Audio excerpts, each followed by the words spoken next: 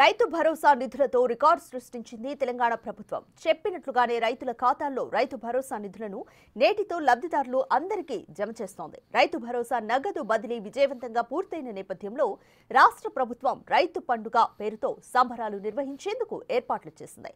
ఇవాళ సచివాలయానికి రాష్ట్రం నలుమూలల నుంచి రైతులను రప్పించి పండుగ నిర్వహించాలని నిర్ణయించింది.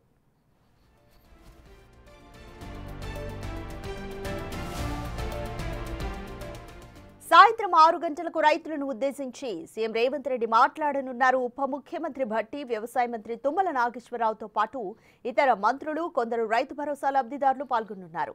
దీంతో పాటు రాష్ట్ర వ్యాప్తంగా అన్ని నియోజకవర్గాల్లో, మండలాల్లో, గ్రామాల్లో రైతు పండుగ నిర్వహించాలని ప్రభుత్వం ఆదేశించింది.